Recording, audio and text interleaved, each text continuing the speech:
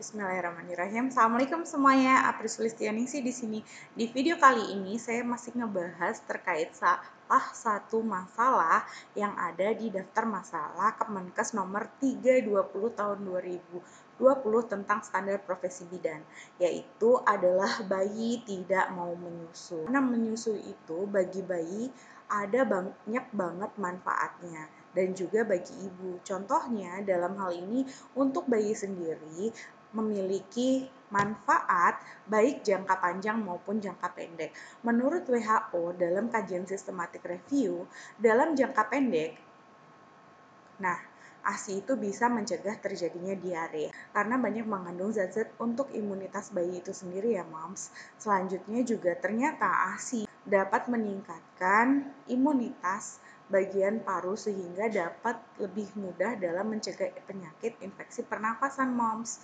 Terus juga imunitas tubuh bayi yang mendapatkan ASI secara eksklusif dan sampai 2 tahun itu bisa membuat imunitasnya menjadi lebih baik. Untuk jangka panjang sendiri moms, yang namanya ASI ini punya manfaat di mana itu bisa mencegah penyakit kronis atau penyakit tidak menular yang saat ini menjadi masalah. Contohnya di sini adalah bisa mencegah terjadinya diabetes dan obesitas untuk sendirinya ya moms. Selanjutnya juga bisa mencegah terjadinya penyakit darah tinggi untuk penggunaan ASI. Dan manfaat yang baik itu adalah bisa meningkatkan intelijensi anak.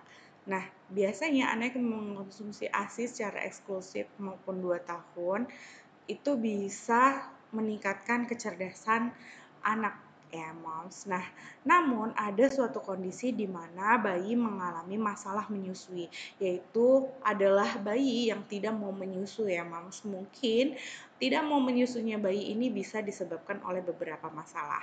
Yang pertama, pada bayi baru lahir sendiri karena perlekatan saat menyusui itu tidak baik.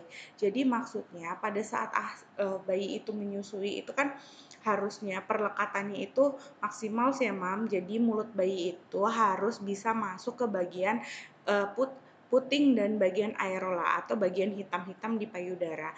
Nah, itu harus bisa masuk. Namun karena perlekatannya tidak baik sehingga bayi itu tidak bisa menyusu dengan baik dan itu akan menyebabkan bayi menjadi lebih mudah stres hingga menyebabkan bayi tidak ingin menyusu ya mams. Masalah selanjutnya adalah masalah bayi prematur. Ya karena memang kondisinya bayi prematur itu belum cukup bulan ya mams, maka seluruh fungsi dalam tubuhnya juga belum sempurna, termasuk di dalam fungsi refleks untuk menyusuinya. Dan juga pada bayi-bayi yang ukurannya lebih kecil itu memiliki mulut yang kecil sehingga tidak memiliki tenaga yang cukup untuk melakukan refleks sakin atau menghisap pada payudara moms. Nah, masalah selanjutnya itu adalah penyebabnya karena puting susu yang rata atau tenggelam. Ya, tentu saja kalau puting susunya rata ataupun tenggelam, maka bayi akan kesulitan untuk menggapai atau melekatkan mulutnya ke dalam payudara sehingga untuk proses menghisapnya juga akan terhambat ya moms gitu. Nah, selanjutnya adalah bayi cedera atau cacat pada saat lahir. Tentu saja kalau bayi ini lagi mengalami cedera atau cacat, maka kesadarannya sendiri itu juga akan buruk, menyebabkan bayi menjadi sulit untuk menyusui hingga tidak menyusui. Nah, selanjutnya itu ada masalah juga nih moms, yaitu di mana adanya keterlambatan produksi ASI. Harusnya ASI itu sudah keluar pada saat proses persalinan, yaitu sudah mengeluarkan kolostrum. Namun pada suatu kondisi di mana kolostrum itu tidak bisa langsung keluar moms, atau karena tidak pernah distimulasi sehingga pada saat persalinan ASI itu tidak keluar. Nah, akibatnya karena ASI itu tidak langsung keluar, bayi juga kan membutuhkan nutrisi. Maksimal 24 jam bayi harus sudah mendapatkan minum. Akhirnya bayi itu mendapatkan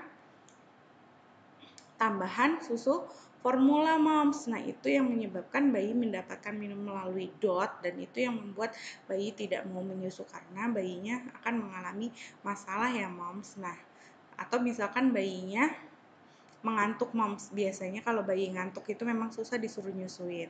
Tapi bukan berarti bayi yang mengantuk dan tidur itu kita biarkan saja ya moms. Kalau sudah lebih dari 2 jam sebaiknya dibangunkan dan agar bisa menyusui. Selanjutnya masalah bingung puting nih moms, yaitu karena ASI tidak keluar pada saat awal, akhirnya diberikan minuman susu formula.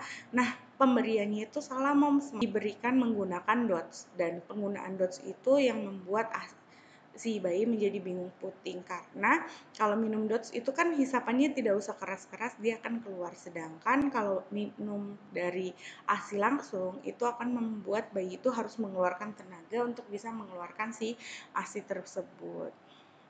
Nah, penyebab bayi tidak menyusui pada kondisi bayi dan balita juga ada moms. Yang pertama pada saat flu.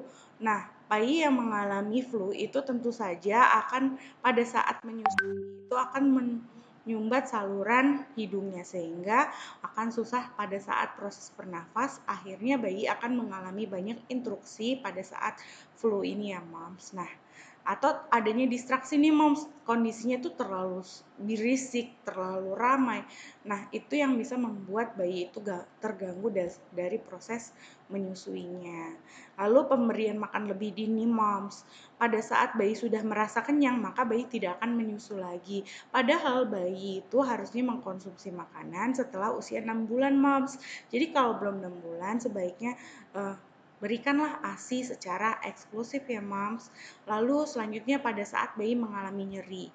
Bayi mengalami nyeri di sini contohnya seperti tumbuh gigi ya moms, atau pada saat mengalami demam. Biasanya bayi akan lebih sulit untuk menyusui karena pada saat tumbuh gigi ini bayi saat menyusui itu mulutnya akan merasakan rasa sakit gitu moms. Nah, selanjutnya rasa ASI berubah bisa disebabkan karena adanya penggunaan kontrasepsi hormonal yang tidak tepat ya moms. Jadi kalau mau pakai kontrasepsi harus konsultasi dulu sama tenaga kesehatan ya moms.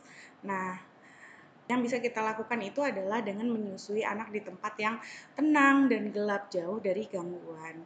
Lalu kita wajib mengkonsultasikan ke dokter atau kelompok menyusui untuk mengatasi masalah tersebut. Dan kita misalkan pada kondisi puting susu tenggelam, kita bisa menggunakan ASI perah ya moms, kalau misalkan bayinya itu tidak mau menyusu kepada kita, yang penting tetap mendapatkan ASI. Nah, selanjutnya kita akan melakukan pelatihan lagi terkait dengan perlekatan menyusui. Jadi kita harus belajar cara menyusui yang tepat ya moms. Nah, selain itu yang kita bisa berikan lewat cangkir atau bisa menggunakan cup feeder. Lalu tawarkan menyusui sesering mungkin tapi jangan dipaksa karena bisa menyebabkan menyusui menjadi hal yang traumatik moms. Ini contohnya ya moms, kita ajakan si bayi untuk menyusui di tempat yang lebih gelap dan jauh dari gangguan. Kita bisa melakukan ASI perah moms, lalu kita bisa minta tolong pendampingan dari tim menyusui.